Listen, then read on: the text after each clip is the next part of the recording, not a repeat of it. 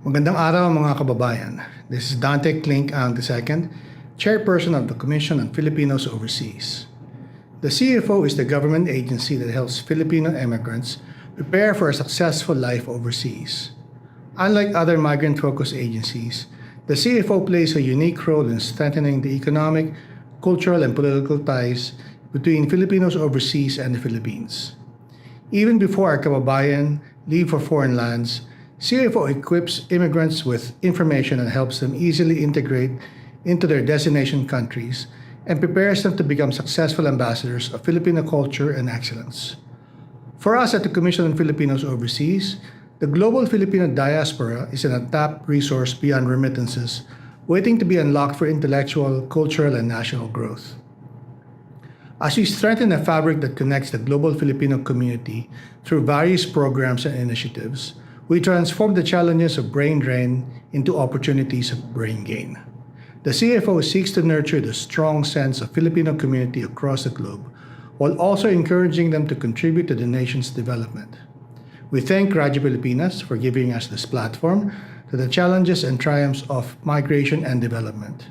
We hope that the global Pinoy will be made aware of the programs and services that empower them toward meaningful migration and pave the way to immigrant success. Tandaan kabayan, para sa inyo ito, mabuhay ang bagong Pilipinas.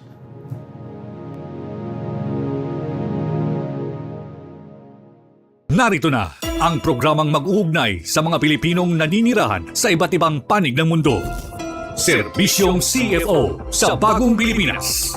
Serbisyong hatid ng Commission on Filipino Overseas at Radyo Pilipinas World Service. Ang programang magtatampok sa mga proyekto at serbisyo publiko upang mapalakas ang ugnayan ng milyong-milyong Pilipino sa kanilang bansang pinagmulan.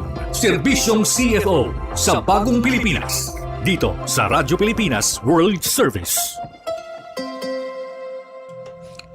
Tinig ng bayan, lakas ng katotohanan. Himpapawid na may layuning paglilingkuran ang mamamayan. Sa bawat kwento may diwa ng serbisyo. At sa bawat balita may puso at paninindigan. Ito ang Serbisyong CFO sa Bagong Pilipinas. Serbisyong CFO sa Bagong Pilipinas. Dito sa Radyo Pilipinas World Service. Magandang araw Luzon, Visayas at Mindanao. At magandang araw po sa lahat ng Pilipino saan man sa mundo. Ito po si Ares Gutierrez. At ako naman po si Jairus Madlambayan. At kayo'y nakikinig sa Serbisyong CFO sa Bagong Pilipinas, ang programang hatid sa inyo ng Commission on Filipinos Overseas at ng Radyo Pilipinas World Service. Ngayon po mga kababayan ay Martes, ika-16 ng Hunyo taong 2026 at ang ika-46 na anibersaryo ng Commission on Filipinos Overseas. Special po ang episode natin ngayon dahil tayo po ay nasa special coverage ng isinasagawang 2026 Filipino Diaspora Summit na inorganisa kasabay ng 46th anniversary ng Commission on Filipinos Overseas. Ang atin pong partner na si Jairus Madlambayan ay naroon po sa Marriott Hotel sa Pasay City upang bigyan tayo ng real-time update sa mga isinasagawang Filipino Diaspora Summit na dinadaluhan ng mga leader ng Filipino communities sa iba't ibang panig ng mundo. May ilang personalidad po tayong makakasama ngayong umaga pero bago po yan ay panoorin po muna natin ang video presentation tungkol sa Commission on Filipinos Overseas na gaya ng binanggit natin na eksaktong 46 years nang naninilbihan para sa ating mga non-resident Filipinos.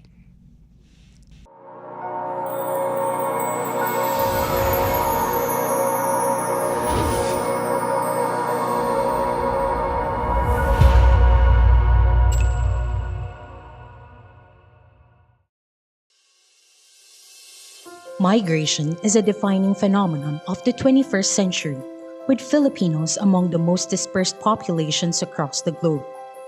As millions of our kababayans have made the bold decision to reside permanently overseas, a key institution stands at the forefront of guaranteeing the protection and sustained connection with overseas Filipinos.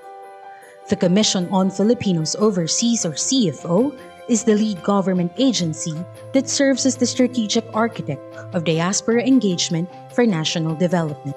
The CFO was established under the Office of the President on June 16, 1980 through Batas Pambansa 79, signaling a clear recognition of international migration that extends beyond labor mobility and focused attention on diaspora populations and transnational engagement.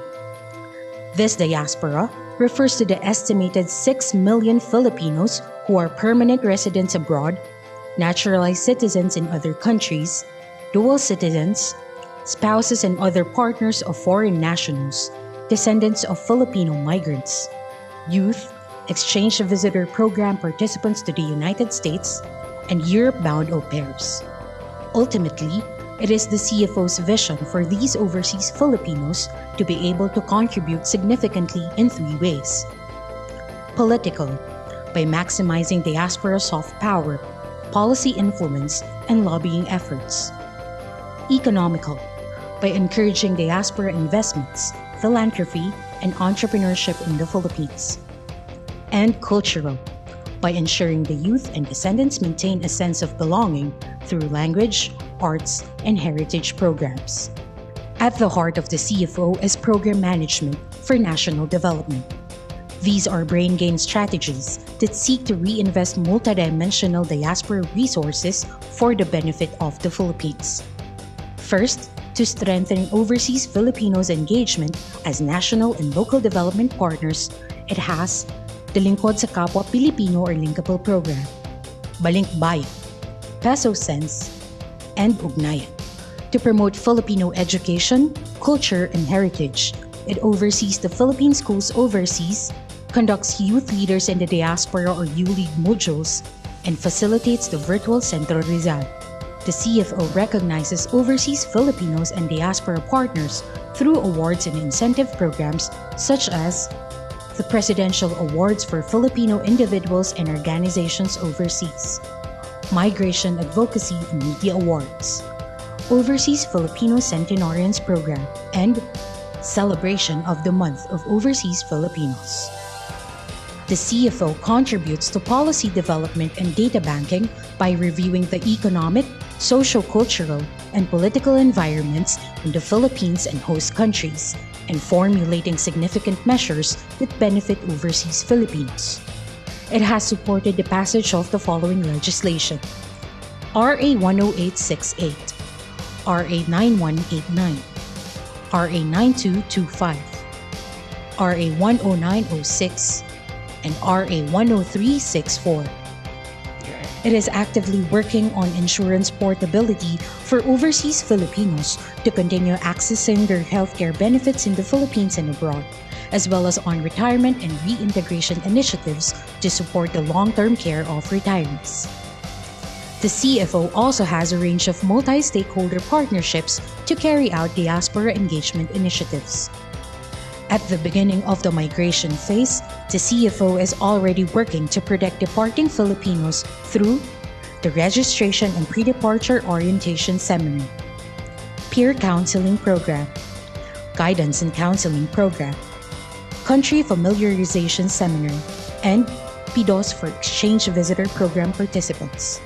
These are a range of country-specific services that acquaint Filipino immigrants with fundamental laws, rights, and responsibilities, as well as available support services, making the CFO a stepping stone towards their success.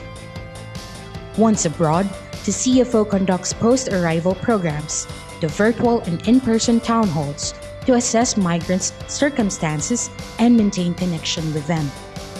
The CFO also has programs that address migration vulnerabilities and encourage preventive measures. These are the 1340 Action Line and Community Education Program. To better serve stakeholders, the CFO is strategically located in major hubs across the Philippines. With the main office in Pasay City, it has extension offices in Baguio, Cebu, Davao, and Cagayan de Oro, as well as desks at NAIA Terminals 1 and 3 and Clark Airport. The CFO will continue to guide and proactively engage with the Filipino diaspora to empower them and make migration ultimately a choice rather than a necessity. Kaagapay ninyo ang komisyon sa mga Pilipino sa ibayong dagat sa bawat hakbang ng inyong paglalakbay. At kami naniniwala na kayong may dugong Pinoy ay ang aming katuwang sa pag-unlad.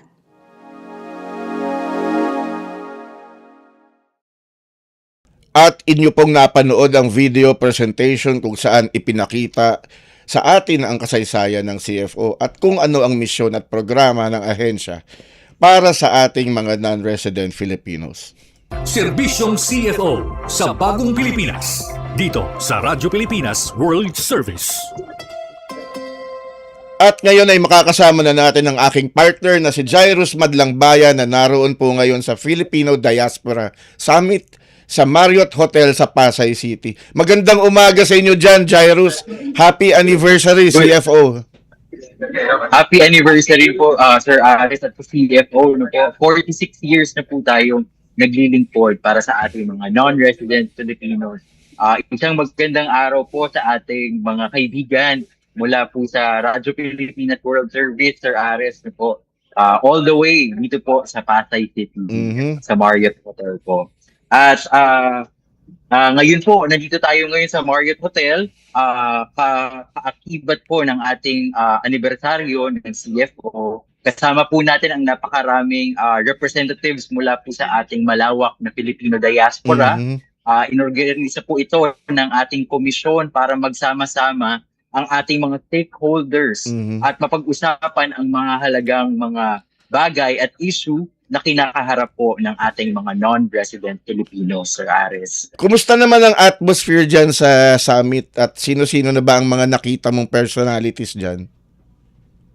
Naku po, Sir Aris, napaka-lively po. At the same time, marami po makikita ang ating mga non-resident Filipinos, ang ating mga participants dito po sa ating summit. Po, kahit pagpasok pa lamang ng summit ay punong-puno na po ng ating mga participants, ang ating mga NRFs, ang ating event. At the same time, sa labas, marami rin po tayong mga exhibits, mga exhibitors na nag-feature ng mga diaspora-led programs, initiatives, katulad po ng mga reintegration programs, retirement programs, pati yung mga local products na maaaring i-invest at i-engage ng ating mga non-resident Filipinos. Maging ang ating mga programa, ongoing na ngayon yung ating mga discussions patungkol sa political, economic, cultural, and youth engagements ng ating mga Filipino diaspora. At hindi lang po iyon, napakarami ring personalities ang present ngayon sa ating summit. Ang mga talagang namang kilala pagdating sa migration and development initiatives, lalong-lalo na yung ating mga non-resident Filipinos, pati yung mga naturalized Filipinos po natin, katulad ni Kulas ng Becoming Filipino, na magsisilbi po as our distinguished guest speaker para mamaya po. Okay. Yeah. So Jairus, paano bang takbo ng programa ng summit ngayong araw na ito? Currently, Sir Ares, at sa ating mga tagapakinig, ngayon po ay nagkakaroon tayo ng panel discussions na pinamumunuan ng ating mga distinguished guests. At at the same time, makakausap din po natin para mas lalo pang malaman kung ano pa ang dapat abangan ngayon sa Filipino Diaspora Summit. Siyempre, ang lead in charge, ang lead secretariat po ng Filipino Diaspora Summit mula po sa Policy, Planning and Research Division ng ating Commission on Filipinos Overseas, walang iba kundi si Sir Mike Tapatas. Ayan po, Sir Mike. Actually, katabi ko lang po si Sir Mike. Hello, Jairus. Sir Ares, kumusta? Hey, kumusta, Happy Mike? anniversary sa CFO, no? Yes. Medyo makabulan po ito kasi nga po we're so overwhelmed, Sir Ares, and sa ating mga kababayan because we are having right now our 2026 Filipino Diaspora Summit dito sa may Marriott Hotel po.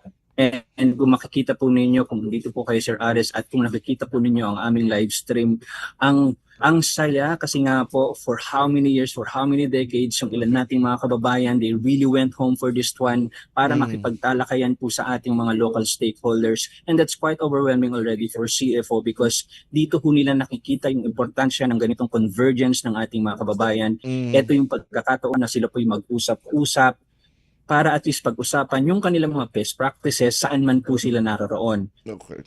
Actually nga po ang ating mga delegates na NRFs, galing ho sila sa almost 30 countries po, Sir Ares. And dun po, nakakatuwa nga po talaga kasi nga ho, ilan sa kanila, as I've said and mentioned earlier, ilang taon na sila hindi nakauwi. And for this one, talagang andito ho sila. Ongoing po ngayon yung political engagement discussion, and then later on yung tungkol naman sa economic engagement discussion. Doon din ho natin maririnig at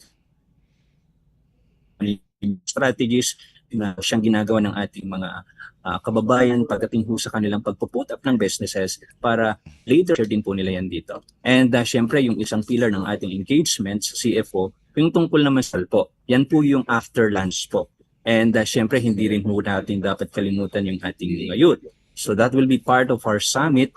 Yun yung magtatapos dun sa ating discussion. So mahaba pa po, Sir Ares and Sir Jairus, ang araw na ito. Sabi ko nga po, hindi ho masabi in just a single phrase or word yung aming galak, Sir Ares, kasi nga po nakikita namin sa mga mata ng ating mga delegates na tuwang-tuwa ho sila dito sa pambihirang pagkakataon na ito na kung saan sila po ay nagkikita. Hindi lang ho tayo dito nagtatapos. It won't end here, but it will be a continuous engagement with our non-resident Filipinos, Sir Ares. Sir Mike, I understand parang yung pati yung mga moderators natin ay all-stars. Yes.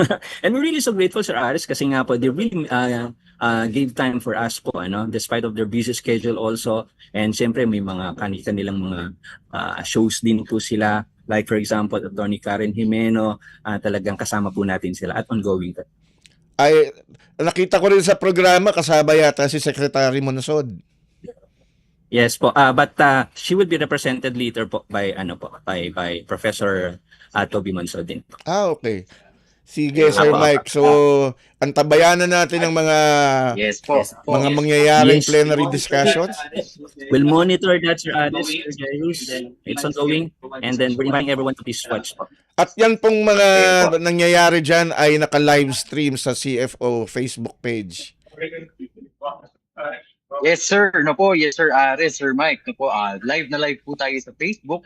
Mapapanood po ito ng kahit ng ating mga lahat ng Pinoy, hindi lamang sa diaspora, hindi maging sa Pilipinas.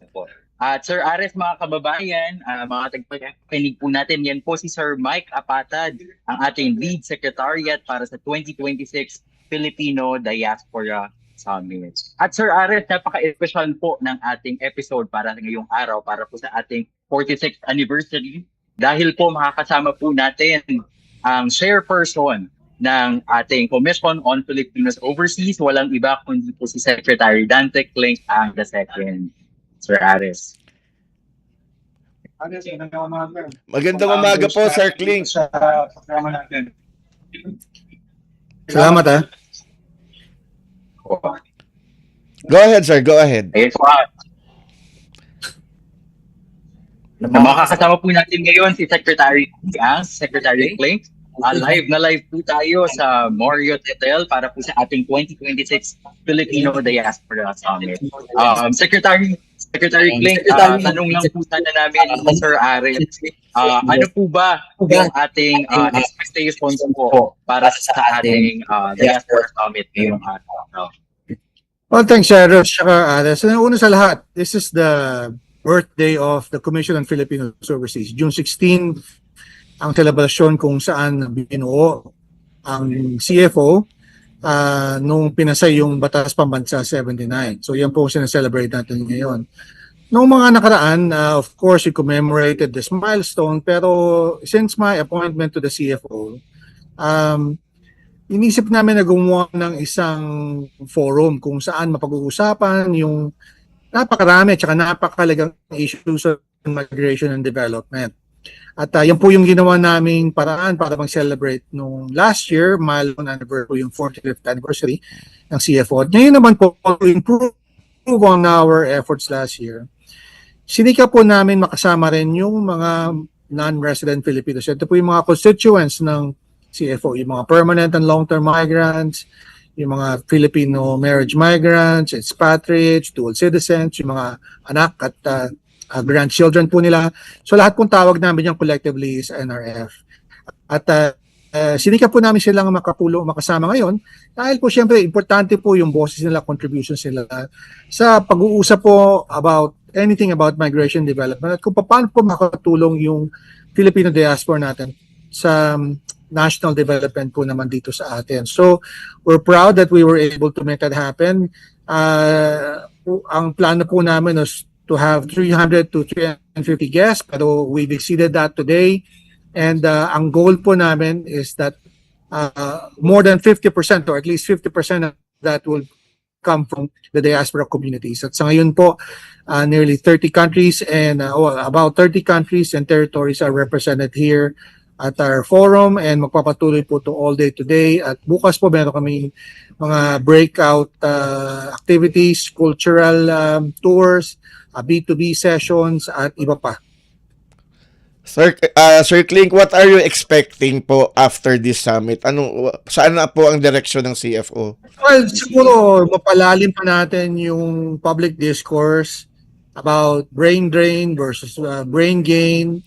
Ano ba ang role talaga ng diaspora community natin sa national development? Ano ba yung paraan kung saan sila makakatulong? Ano ba may ambag nila sa pag-unlad ng Pilipinas? Of course, naisip natin yung remittances, but karamihan dito, marami rin kaalaman, expertise, experiences na I think can elevate lives of Filipinos. So, yung mga bosses po nila mahalaga na mapakinggan din natin. Last year, we gathered a good group of people in the migration and development field.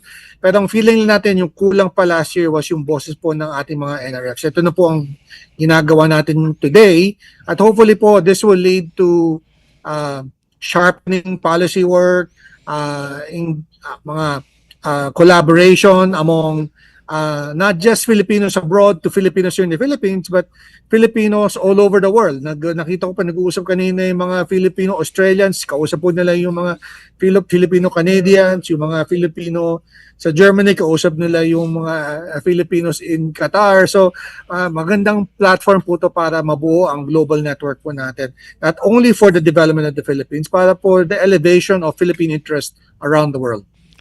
Sir, bago po namin kayo pakawalan, ano po ang mensahe ninyo sa mga tagapakinig ng Radyo Pilipinas World Service? Opo. Nagpapasalamat ako sa Radyo Pilipinas for giving us this weekly platform to discuss the mission of the CFO, which is to link the 10.8, 10.7 million Filipinos abroad to the Philippines politically, economically, and culturally.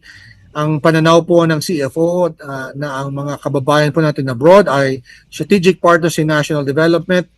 Pero po kailangan natin pag-usapan, paano po ba natin ipapatupad yang papel nila bilang strategic partners in national development? Saang paraan, sa anong field, at ano po mga policy gaps sa kailangan pag-usapan. So yan po ang tinututukan namin ngayon. At salamat po sa Radyo Pilipinas na bibigyan po ng oras at pagkakataon para po maipaliwanag, mapag-usapan at masolusyonan ang mga challenges po natin. Not only here in the Philippines, but yung mga challenges po natin around the world. Maraming salamat, sir. Po. Maraming salamat po, Secretary Clink. Talaga nga naman na itong ating 2026 Filipino Diaspora Summit ay isa sa mga starting initiatives pa lamang ng CFO para sa mas lalong pang mapaunlad ang ating diaspora engagement para sa ating mga non-resident Filipinos. At narinig po natin ang ating Secretary Dante Clink ang para sa kanyang nakaka-inspire na panayam at mensahe. Muli po, maraming salamat po, Secretary Clink, ang chairperson ng Commission on Filipinos Overseas. At kagaya po ng sinabi ni Secretary Clink, mas pagbubutihin po natin sa CFO ang ating trabaho para po sa kapakanan at pagkonekta ng ating mga non-resident Filipinos patungo sa pag-unlad ng ating bansa. At Sir Aris, kagaya nga po ng sinasabi natin, special po ang episode natin ngayon sa serbisyong CFO. Dahil po, hindi lamang si Sir Mike at si Secretary Clink ang ating guest, kundi meron din po tayo mga representatives na galing po mismo sa ating Filipino diaspora. Unahin na po natin ang ating espesyal na panauhin po ngayong araw na siyang kilala sa bansag na Kulas. No po. Siguro marami po sa atin ang nakakaalam at nakakakilala kay Sir Kulas dahil po sa kanyang YouTube channel na Becoming Filipino. And although siya po ay isang naturalized Filipino, talagang yung pagiging pusong Pinoy ay makikita niyo po sa kanya lubos-lubusan na po, Sir Aris. At makakatama po natin si Sir Kulas live na live po sa TFO, sa serbisyong TFO. Magandang umaga po, Sir Kulas. Yeah, magandang umaga sa inyong lahat. Mayang buntag. Good morning. Yung buntag, Kulas. Where are you at right now? You're in the studio. That looks great. You're looking good. Yes po. Si Sir Aris po is currently in Quezon City, Sir Oh, Kulas. I used to live in Timog. So All right. In Timog. The happiest place in Quezon City, ha? Yes po. Sir Kulas, for our first question po ni Sir Aris, ano po ang nagiging experience niyo po currently sa ating summit ngayong araw?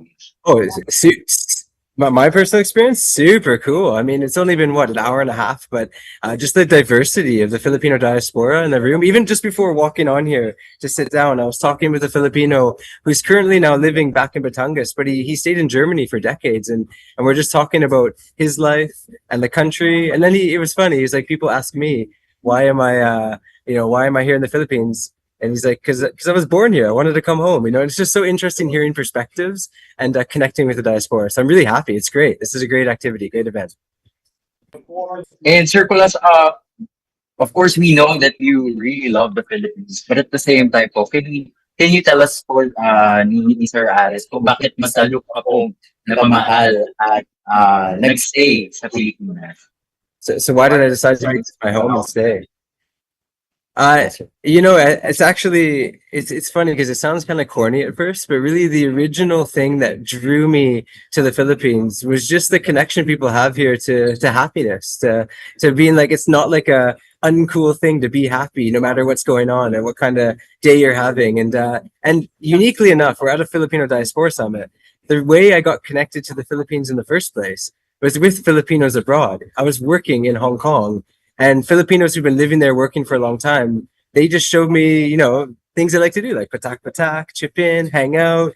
You like to have a good day even when it's a bad day, and it just connected with them overseas. And that's what drew me to wonder and want to connect with the country here. So again, there's like so many things, because I've driven a scooter 150,000 kilometers through 82 provinces, right? And I could tell you stories for days here. But truthfully, it just comes down to the happiness, the way Filipinos are willing to connect with being happy and are willing to share it, like it's cool, it's okay, and I think that's great.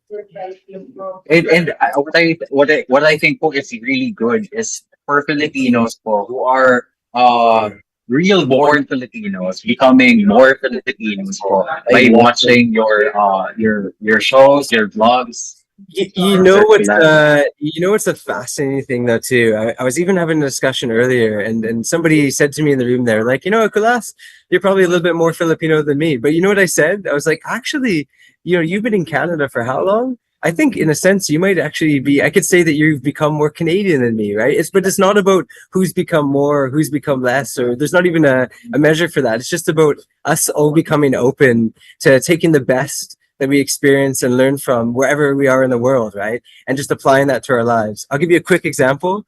I remember when I grew up in Canada, we when we grow up there, it's like, go be independent when you're an adult. Go on your own, leave the family. Like, not everybody, but that's kind of like ingrained in us, independence. Here in the Philippines, when I moved here when I was 24, I lived in this family compound with 30 people, and all of a sudden it's like, hey, it's okay to be like 50 years old and living with your family and relying on each other. And what I tell people is, you know what? I look at that independence I learned in Canada, and I look at that close family camaraderie, working together, patak here in the Philippines. And what I do is I blend it. I'm just trying to take the best and the little things I've learned that are positive about wherever I've been, wherever I've lived, and mix those together. And that's made me a better person, I think. So it's cool. It's cool talking about this kind of stuff in the room. Ayun po. No? Maraming salamat po, Sir Kulas. But, Sir Kulas, for our last question po, Sir Vision to CFO. May message po ba kayo to our fellow non-resident Filipinos, to our Filipino diaspora, especially to our fellow Filipinos po na mas dinunurture po ang kanilang Filipino identity? Yeah, well, you know what? I think first and foremost, it's just that the Philippines, just like everywhere else in the world, it's not perfect, but there is a ton of really beautiful things happening here in abundance. But what it takes to kind of experience that is to be open to it, right? So I think my message for the diaspora is just be willing to be open to finding and experiencing the best of what it means to be Filipino, and whether that's overseas or here in the country. Just always actively try and search for that. No matter what you're hearing or what you're seeing, just swim through it all and search for the good, because when you do, I think what you'll find is the good is actually like this, and the bad or the tough stuff is like this, right? So you can rock it. So yeah, I mean, just power on, and let's all just keep trying to be the best Filipinos we can be. Yeah, po, maraming salamat po. No? At ayan po mga kababayan, Sir Kyle, o mas kilala sa tawag na Kulas Enderman, para po sa serbisyong CFO. Maraming salamat po, Sir Kulas. Thank you. Maraming salamat po. Alam mo, Jairus, dumadami ang foreigners na katulad ni Kulas, gusto na ring maging Pilipino. Kaya na po, Sir Anas. At maganda po itong pangitain na po, maganda po siyang epekto sa ating bansa na po, na mas napapayaman po natin yung ating sariling kultura, yung ating identity na po, hindi lamang para mula sa ating mga original na Pilipino, kundi yung ating mga foreigners na po na nag-acquire ng Philippine citizenship, nai-inspire po sila, nakikita nila yung kanilang tunay na sarili dito sa ating bansa. No po. At speaking of culture and identity, Sir Ares, meron po ulit tayo mga kasama na panauhin. No po. Katabi ko rin po siya currently ngayon sa ating interview setup, no, Sir Ares. Siya po ay isang 2004 presidential awardee. No po, Banaag Awardee po natin sa CFO. At kilala po bilang isang mahusay na artista at curator, no po, dito sa ating bansa at maging sa diaspora community po natin. Mula po sa Germany at ngayon po ay naninirahan na po sa Pilipinas. Narito po si Sir Virgilio Quizon para po makasama po natin, Sir Ares, sa ating interview. Ayan po. Sir Virgilio, kamusta po kayo, sir? Okay naman. Ngayon ko. Opo. Kamusta po, sir? Nabalitaan po namin ni Sir Ares. Kayo po ay galing Germany dati, sir. Pero napag-desisyonan niyo po na bumalik ng Pilipinas. Bakit po kaya, sir? Tama yan. Sir, bakit niyo po napag-desisyonan na bumalik po ng Pilipinas? Kasi yung let's start ng 1974, kasama ako sa isang daang health worker na laman ng Philippine Airlines na bumaba sa Frankfurt. And then we used to work in a hospital. Pero during that time, hindi kami nga kilala as a Filipino. So I started to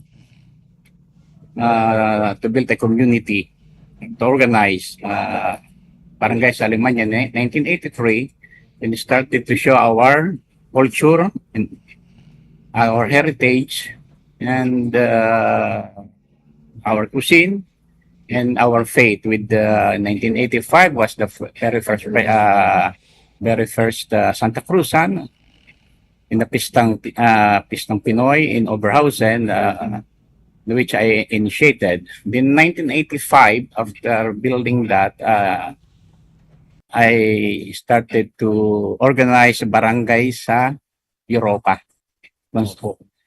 Apat na countries ito: Germany, Belgium, France, and Netherlands. The purpose is para naman sa sport, para we introduce basketball and the bowling tournament.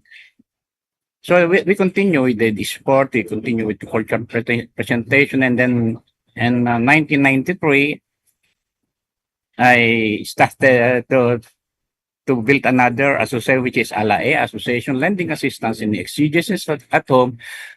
Ang trabaho naman nito ay help build Philippines.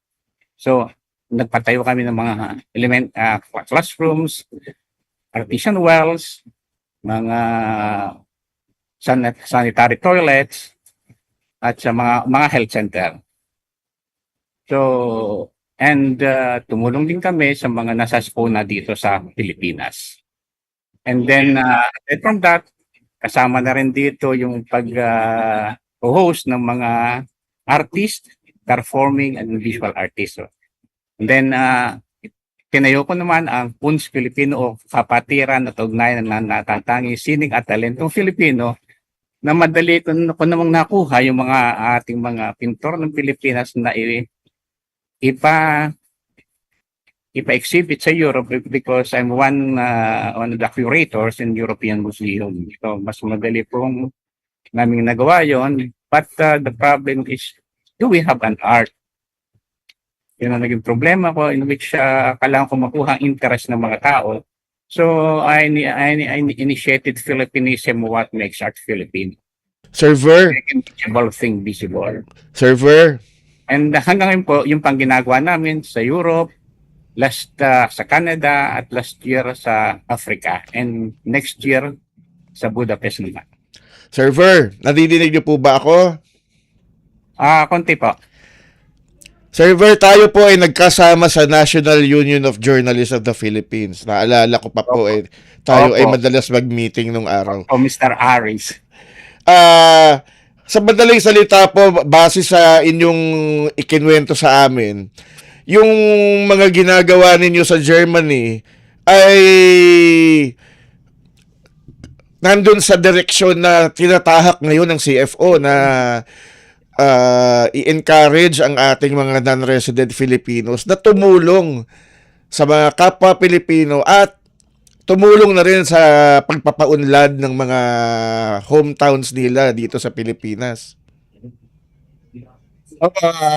Kasama na po yun, yung pagsasama-sama, pagtuturo, pagpapaunlad ng mahalaga kasi sa akin yung ating kulturang Pinoy para maipakilala kung sino tayo, lalo higit sa lahat sa ating mga anak kasi magkaiba ang kulturang nila kanila, ibang kulturang nila natin. Yun po. So, ngayon pong nandito na kayo uli sa Pilipinas, paano po ninyo pinagpapatuloy yung inyong naging mission sa Germany? Sa Batangas City po, nagtayo ako ng Art Kunsthaus, a German word for art house. Nagsasanay po kami ng mga pintor ng buong Pilipinas, ng libre tulog, libre kain, hindi ko malila ang Pilipino. At pag nakikita ko pong maayos na diretso pa po ang aking biyahe, tinawag ng biyahe, ang exhibition sa Europe, Canada, and Africa. Yun po ang pinagkakaabalahan ko o kaya nagle-lecture ako sa mga university na para malaman nila what is Philippinism, what makes art Filipino. Kasi akala nila this is only a movement. This is not a movement. This is way. I told to the artist na paint your identity on canvas. Using your growing up, using your cultural heritage, and this is yours. Ating yun. Kahit tayo magpunta, malalaman nila na ito pala ay Pilipino. Yun po. At Sir Aris, nakikita natin yung advokasya na buhay kay Sir Virgilio. Aktibo pa rin si Sir Virgilio kahit nasa Pilipinas na po siya para maging isang advocate maging ehemplo sa ating mga kabataan, sa ating mga kapwa Pilipino para mas lalo pang paigtingin yung ating kultura at sining Parang sa pagkakaintindi ko ay may partnership si Server sa CFO. Ano nga ba yun? Opo, actually si Sir Virgilio, sir, ay palagi po nating pinapartner para sa ating mga cultural initiatives Kahit po last year, si Sir Virgilio, tayo po ay nagkaroon ng isang speaking engagement kay Sir Virgilio sa Balikbayan project naman po natin. Palagi po natin ini-invite si Sir Virgilio para makapagbalik turo para sa ating mga non-resident Filipinos at constituents, Sir Aris. Opo. Tanungin naman natin si Sir Ver kung ngayon nandyan siya sa Diaspora Summit, ano bang impressions niya dyan sa isinasagawang activity dyan? Saan ba yan? Sir, yung ating ano pong masasabi niyo, Sir Virgilio, sa ating Filipino Diaspora Summit? Alam mo, napakahalaga nito. Kasi way back, I think 2010, nung si Secretary Imelda Nicolas pa ang secretary, umattend din ako Global Diaspora. So nagtayo kami noon ng Global Filipino Diaspora Council in 2011. Then in 2012, through this diaspora, nagtayo kami naman sa Rome ng ENFID or European Network of Filipino in Diaspora. So as of now, we have 13 countries na membro ng ENFID Europe. So napakalaking bagay nito para sa mga migrants or sa non-residential Filipinos para pagpatuloy kung ano ang ating maitutulong talaga sa ating kababayan at sa ating bayan. Po. At Sir Verb, baka po meron kayong last message para sa ating mga tagapakinig, para sa ating mga kapwa participants na nanonood po ngayon sa Filipino Diaspora Summit. I always tell that helping the needy is everybody's responsibility, but it remains a personal choice. Pero seeing you here, you have the right choice. Dahil andito kayo. Sana ipagpatuloy lang natin kung ano ang ating matututuhan dito at maririnig at ibalik natin kung saan tayo nagsimula at doon natin isalaysay ang pagiging Pilipino natin. Yun lang po. Ayun po. At maraming salamat po, Sir Ver. At yan po, mga kababayan, si Sir Virgilio Quezon, ang ating 2004 Papio Banaag Awardee. Maraming salamat po, Sir Ver, sa pakikiisa po sa ating 2026 Filipino Diaspora Summit. Maraming salamat din. Opo. At ako po, mga kababayan, si Jairus Madlambayan para po sa Commission on Filipinos Overseas. Sir Ares? Maraming salamat sa iyo dyan, Jairus, at binabati natin ang lahat ng kasamahan natin sa CFO na tulong-tulong para maging successful ang pagkakaroon ng Filipino Diaspora Summit. Ongoing po ngayon sa Marriott Hotel sa Pasay City. Serbisyong CFO sa Bagong Pilipinas. Dito sa Radyo Pilipinas World Service. At nagdaan na naman po ang isang episode ng Serbisyong CFO sa Bagong Pilipinas. Sa bawat kwento, bawat impormasyon at bawat serbisyong hatid ng CFO, layunin naming mapalapit ang pamahalaan sa lahat ng Pilipino saan mang panig ng mundo. Basta't serbisyo para sa ating mga non-resident Filipinos, kasama mo ang CFO sa Bagong Pilipinas. Narito na ang programang mag-uugnay sa mga Pilipinong naninirahan sa iba't ibang panig ng mundo. Serbisyong CFO sa Bagong Pilipinas. Serbisyong hatid ng Commission on Filipino Overseas at Radyo Pilipinas World Service. Ang programang magtatampok sa mga proyekto at serbisyo publiko upang mapalakas ang ugnayan ng milyong-milyong Pilipino sa kanilang bansang pinagmulan. Serbisyong CFO sa Bagong Pilipinas. Dito sa Radyo Pilipinas World Service.